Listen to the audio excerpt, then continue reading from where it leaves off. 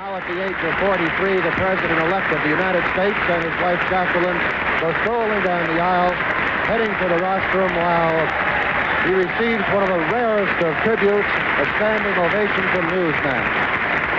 A very, very unusual thing indeed. It should be noted, too, that there are local enthusiasts from Hyannis who have somehow made their way into this armory, and they are contributing mightily to the applause.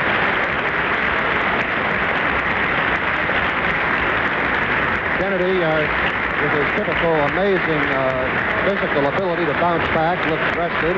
His eyes are a trifle bloodshot, but aside from that, you'd never guess that he's been through a grueling campaign and had been up most of the night following the election returns. We believe we're going to get a brief formal statement and then possibly answers to questions.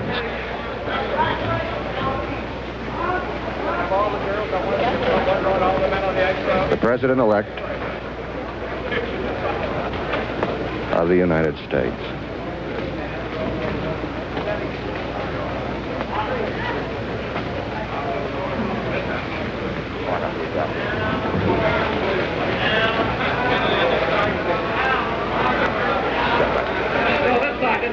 She's all right. She's all right, right here.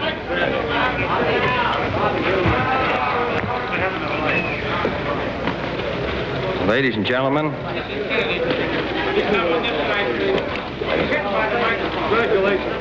I will ask. Ladies and gentlemen, I've received the following wire from Vice President Nixon. In that wire he says, Senator John F. Kennedy, Hyannisport, Massachusetts, I want to repeat through this wire the congratulations and best wishes I extended to you on television last night. I know that you will have the united support of all Americans as you lead the nation in the cause of peace and freedom during the next 4 years. In reply to the Vice President, I sent him the following wire. Vice President Nixon, Los Angeles, California. Your sincere good wishes are gratefully accepted. You are to be congratulated on a fine race. I know that the nation can continue to count on your unswerving loyalty in whatever effort you undertake, and that you and I can maintain our long-standing cordial relations in the years ahead. Sincerely, John Kennedy. I received also a wire from President Eisenhower, which says, my congratulations to you for the victory you have just won at the polls. I will be sending you promptly a more comprehensive telegram suggesting certain measures that may commend themselves to you as you prepare to take over next January the responsibilities of the presidency, signed Dwight D. Eisenhower. And I have sent to President Eisenhower the following wire. I am grateful for your wire and good wishes. I look forward to working with you in the near future. The whole country is hopeful that your long experience in the service of your country can be drawn upon further in the years to come. With every good wish, signed, John Kennedy. Jackie, I guess we have one more statement.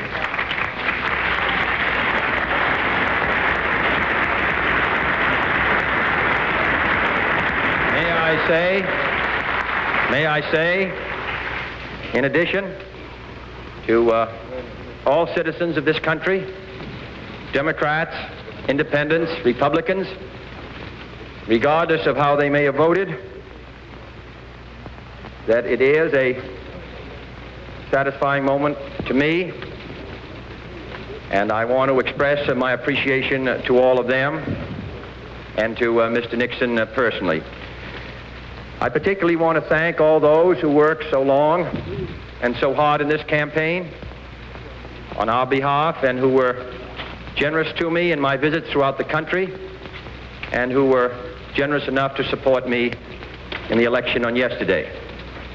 To all Americans, I say that the next 4 years are going to be difficult and challenging years for us all. The election may have been a close one, but I think that there is general agreement by all of our citizens that a supreme national effort will be needed in the years ahead to move this country safely through the 1960s.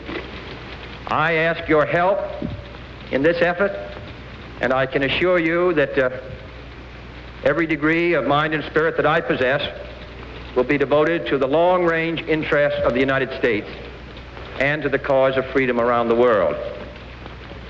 So now my wife and I prepare for a new administration and for a new baby. Thank you.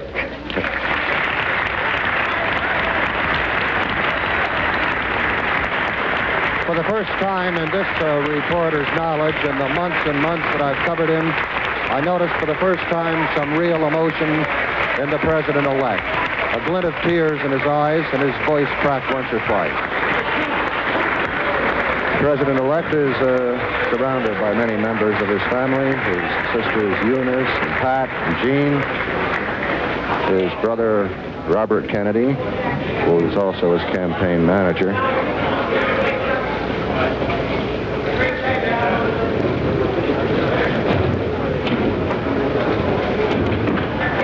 That's Robert Kennedy on the far left.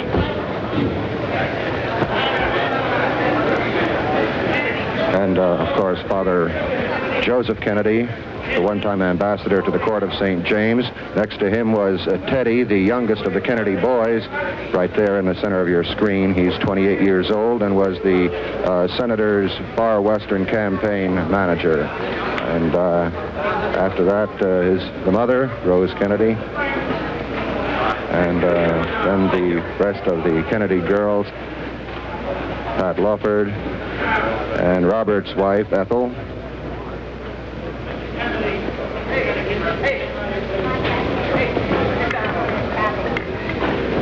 And now the president-elect is making his way from the stage.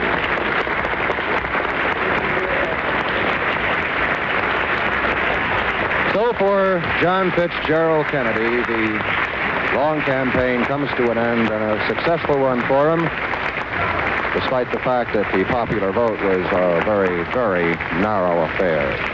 Actually, Senator Kennedy decided to make the supreme bid for the nation's highest office for his party's nomination just a few weeks after he failed by a whisker to get his party's vice presidential nomination in 1956.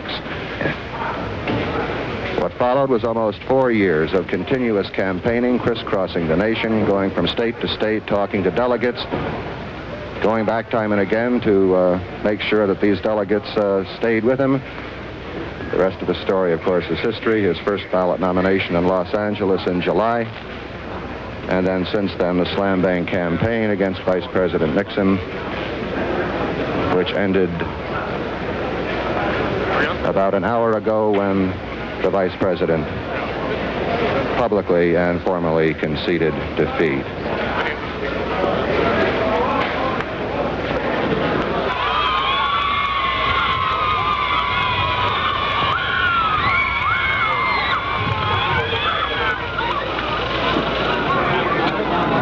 As he heads back to the compound, can look forward to at least 2 or 3 days of complete rest, complete relaxation. For Kennedy, it's been non-stop now for 7 months, first through the grueling primaries, then the convention, then the campaign itself. And at the end of the row, at the rainbow, was that pot of gold for him, which was the White House.